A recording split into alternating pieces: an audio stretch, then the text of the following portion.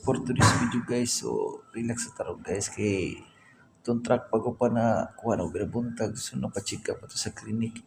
Taas tong dugo guys, mura kong malipong, layo kong paminaw. Lahi man diri sa Malaysia guys, kung pa-check up tapos mo resitaan ng mga kagkuan, panadol. Wala yung tani guys. Relax dito yun ani. Laban akong mata, tukugo sakit. So relax ta ugma tang banat kay. Init akong paminaw guys.